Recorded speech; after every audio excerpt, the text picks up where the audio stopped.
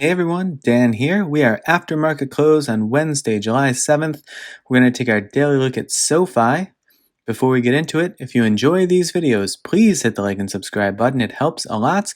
And also, if you'd like to receive a once or twice a week email newsletter from me starting in August, drop your email in the Google form, which is linked in the description below. I will send you out an email before it actually launches saying, hey, here's when it's going to start. Here's what it's going to be. If you're no longer interested, definitely understand. Here's how you can opt out.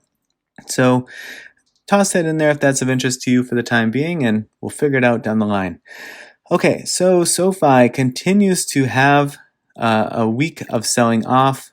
This, again, if you didn't see my video from last Friday, so not the one that I put out last night, because the one last night I just also referenced the one from last Friday, but go back and look last Friday, which I guess was July 2nd.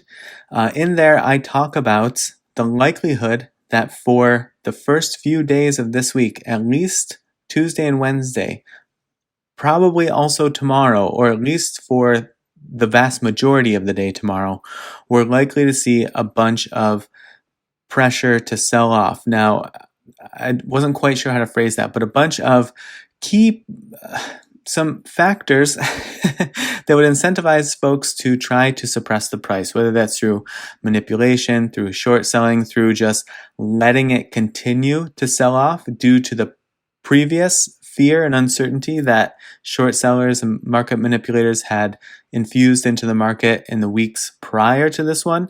And the reason for that, which I get into deep in last Friday's video, is there are fails to deliver that are coming to age 30 days from June 14th. So on June 14th, when the price was $22.40 per share, there were over 1.1 million shares that people bought that day that they were not able to be delivered, that were not able to be delivered to them.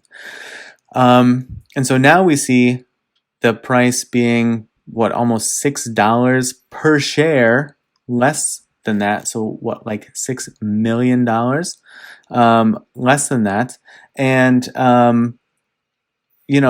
the idea being that these shares become considered aged fails once 30 days has passed. So 30 days after June 14th is July 14th, which is a week from today, so next Wednesday. So the hypothesis in Friday's video goes, okay, what we saw on this in the lead up to July 1st for these June 1st fails to deliver was the price being pushed down, just up until a few days before July 1st. So on day like 26, 27 of the 30-day aged fail window, you see the price start to pick up. The hypothesis being, to the extent that these folks who need to deliver these shares still don't have them, they are keeping the price suppressed, keeping it selling off so that they can buy as cheap of a share as possible and then go ahead and deliver those super cheap shares to somebody who actually paid $22.40 for it, thus amplifying their profitability. The logic would then go, okay, so if this is going to come into play next Wednesday, they would probably want to leave at least Monday and Tuesday of next week for any trades that they had executed to settle, so that it settles on Monday and Tuesday. They can then deliver it by Wednesday. So I would say at the earliest, we'll see buying pressure coming in late in the afternoon tomorrow, which is Thursday. Then, depending on what happens then, if there's a ton of buying pressure, then, and it drives the price really high really quickly, like we saw like in these areas, this bada bing, bada boom, this huge shoot up here, these huge shoots up here. If it looks something like that, then that may be all of it. That might then bring a bunch of momentum into the stock, bullish momentum, and there might continue to be some green activity after that, because that will subside some of the fear and doubts that has been introduced into this ticker. But if we don't see something to that magnitude, then I'll be looking to Friday to see, okay, is that volume and buying pressure going to come in on Friday so that folks execute the trade on Friday, probably early in the day, and then give it money on Tuesday to settle, deliver it on Wednesday. This all presupposes that this theory is even correct. I don't necessarily question that the theory is correct. The question to me more is, of these 1.1 million shares that were failed to deliver, how many of them were not for like really legit reasons that just sort of like delayed the transfer of the stock from the seller to the buyer?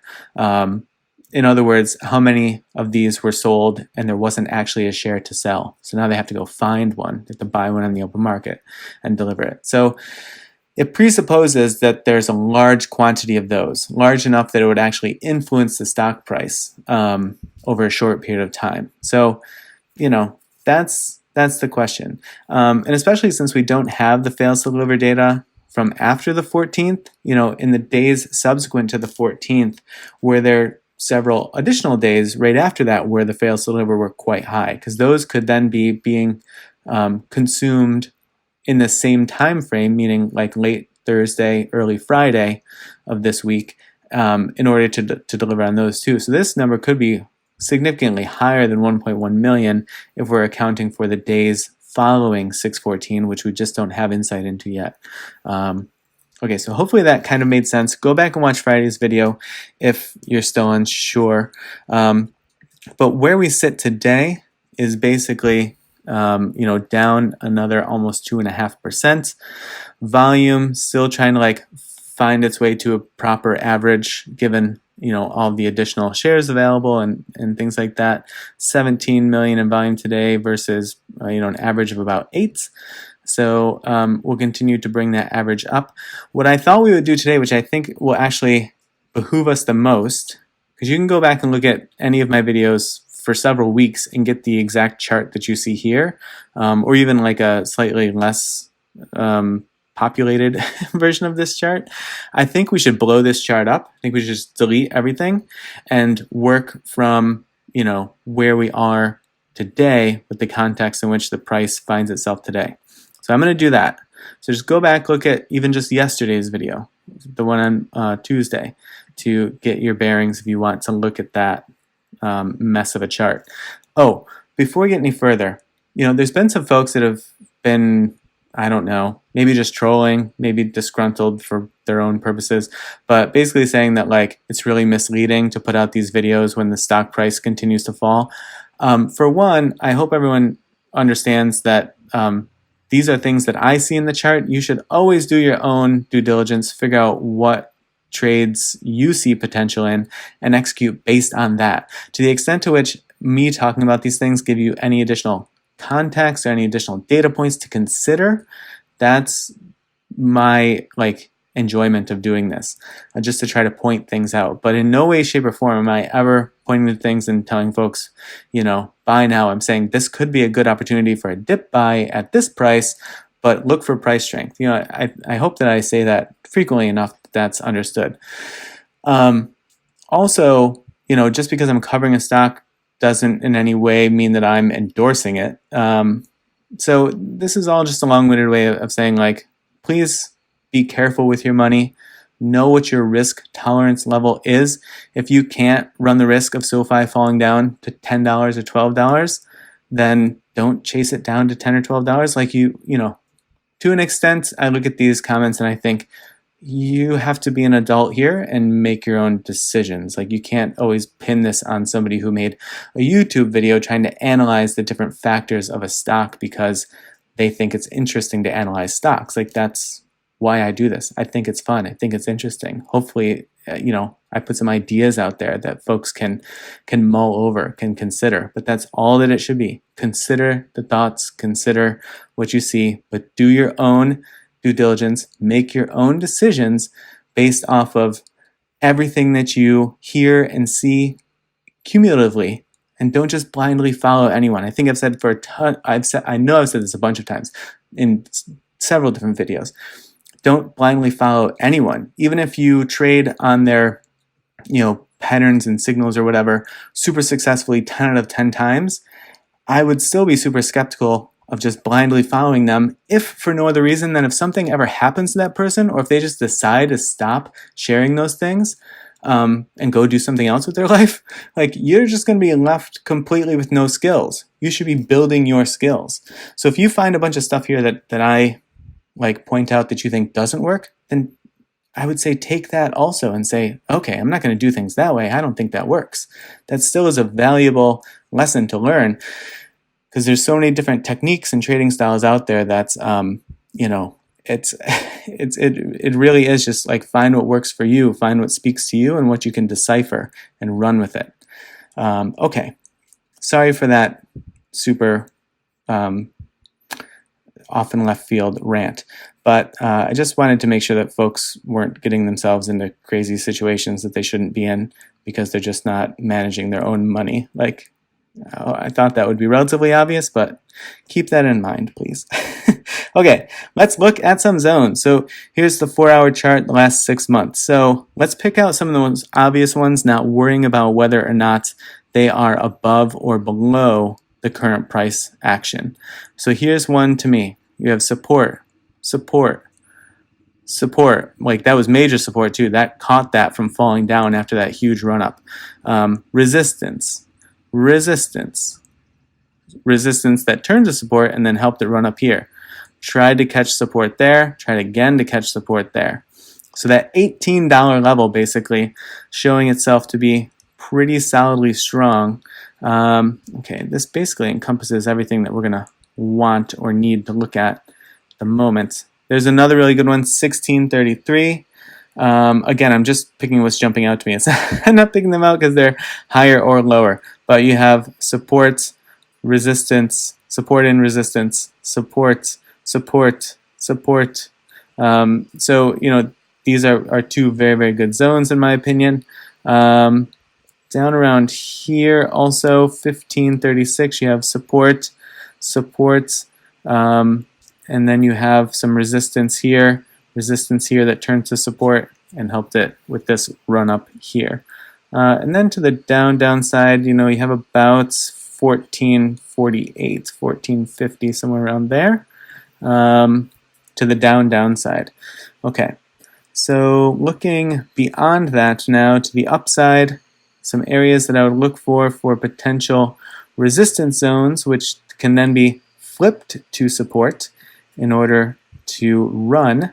1965, you have resistance here, you have support here, you have resistance here, you have support there, you have support there, and then resistance that changed to support there. All right, and again, just going off of what seems pretty obvious, 2083, I won't continue to point out all of the transitioning support and resistance areas. I think you can probably grab those, spot them for yourself. But these are the ones that I would look for to the upside for the time being. Whether or not you want to set yourself like a longer term, like higher price targets, again, you probably would want to put more into that based on sort of like, well, what would the market cap be? What are similar fintech companies, similar companies in the space that have achieved X, Y, and Z, and now have a market cap of whatever. I'd put more work into that than just sort of like, oh, well, there's a previous supply and demand zone there, so I'm going to choose that one. It's probably not going to be the best way to go about that, to be honest. Right, that 2232 is kind of weak. I'm going to put it there just because there's a little something there, but I'm going to dash it because I wouldn't be surprised if it just kind of blows through there and doesn't respect that. The other thing is, if it does blow through that and doesn't respect it, there's a ton of run room from 2182 to 2334. So I know that feels like a very far off price point at this moment, but just remember, we were at 2182 and falling just on June 22nd. So what was that, 2 weeks ago or so?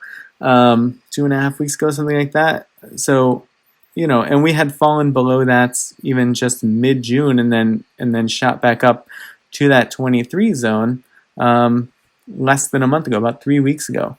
So while, yes, it feels like these price points are way off in the future for the time being, just keep in mind this has shown to be a rapid mover.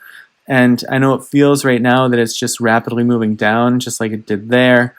Now it is here. but just keep in mind, it has also shown points at which it can rapidly move up, right? This went from on May 13th to June 9th, so less than a month. It went from about 1450 to 25, okay? And then here in January, it went from what is that? Like 12 to 21. Now, granted, these are like huge news catalyst cycles, but I think there are some additional news catalysts that could come into place for SoFi,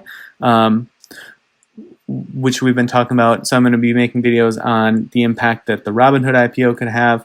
I made a video on the lockup periods, obviously. I made a video on potentially what we could be looking at for earnings, which we think right now is going to be August 11th, but just keep an eye on that because that date can change. So I'll make another video on earnings potential as more estimates come out, more expectations come out. Closer to the date, I'll do another video on those. The warrants, I haven't talked about that. I'm going to take another look at the warrants and sort of see what exists there that might impact the price action in the near future. And then the bank charter that could be coming up, in the news of that.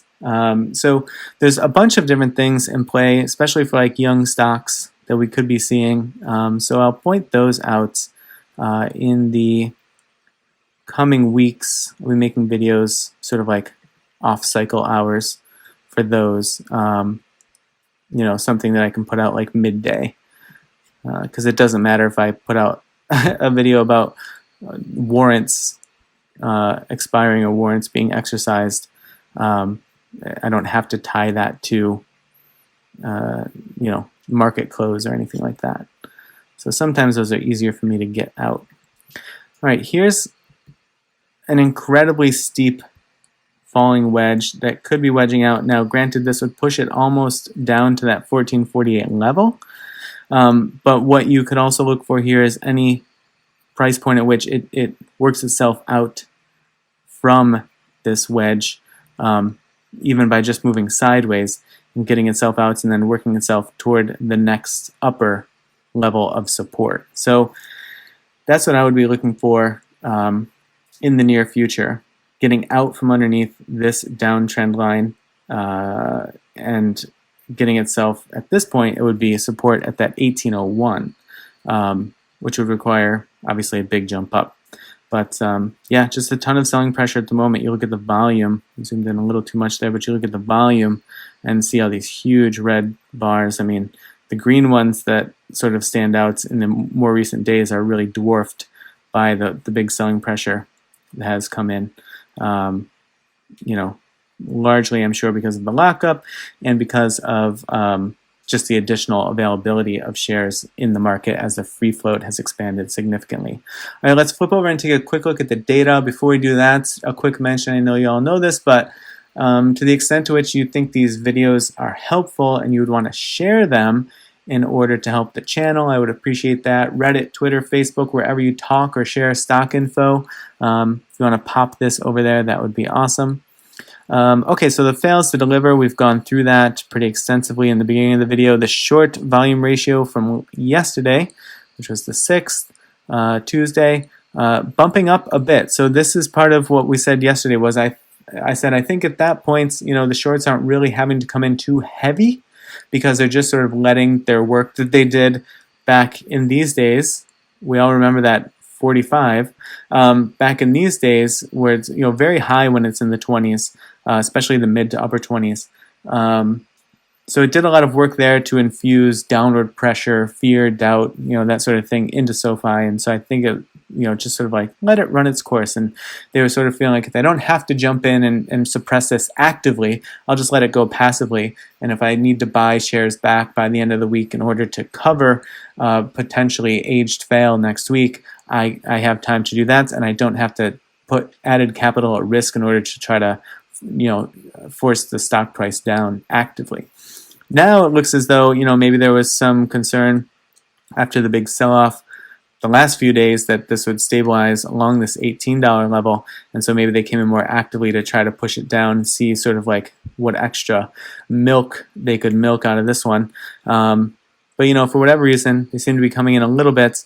This isn't super supported actually by what we see on Interactive Brokers feed. So closed yesterday, 8.9 million were available. Another 1.1 million were returned, and then it just sort of stayed there all day. So unless that's not super indicative of the overall markets, that seems to indicate that there wasn't a big uptick, at least today, in the short volume that came into play. Now, there is one piece of outlying data that I just want to touch on, which I can't find supporting info for anywhere, but FinViz has a short float of 46.69%. I don't know why. A lot of other places like NASDAQ, Yahoo, like these places are basically saying like we don't have a percentage of the float right now, and I think that's because there's a lot of questions around like when locked up shares are going to be thrust back onto the open market or going to be exposed back into as the float. And so for that reason, I think this sort of like, they're kind of like, we don't know how to calculate this right now. So I've seen some folks pointing to this 46.69 and saying like, there's a lot of potential here, we could squeeze this out, so on and so forth. I don't know that that's the case. I would be very cautious with that. If there's if there's like info from somewhere else to collaborate, is that the right word? But anyway, if we can confirm this with a couple of other sources that seem like legit, I'd be happy to look into it further. If folks know of links, please drop them in the comments below. But right now, this seems sort of like an outlier to me, and I'm not quite sure where that's coming from. But just be aware of that. I'll keep trying to track down more info, but I can't find any for the time being. All right, well, that will do it for this one. Good luck if you're in SoFi. Again, keep all of your risk management in order. Don't blindly follow anything. Don't take me covering videos to mean that it's going to, skyrocket. Don't, just because I put upper price targets in place, don't take that to mean that it's going to rise, because I think that I always put price targets above and below the price. So how you could just sort of like assume that to mean that it's going to rise when there's price targets above and below, I don't know. I do try to say ways in which it could recover, but it's always, it needs to do this and then this and then this. And if it doesn't do those things, then it's not recovering, at least at the time. So anyway, we don't need to relitigate all that. It's been a long day. This is going to feel like a very long, short week, I think. But super interested to see what happens toward the end of the day tomorrow, which is Thursday, and then, especially if nothing happens toward the end of the day tomorrow, what happens toward the beginning of the day on Friday. We'll sort of see if this aged veil from the 614 data comes to roost or not. Because I think them buying on Monday would be too late. I think. But, yeah. We'll see. We'll know pretty soon. All right, well, thanks a bunch for watching and liking and subscribing and sharing. I appreciate it, and I will see you in the next video.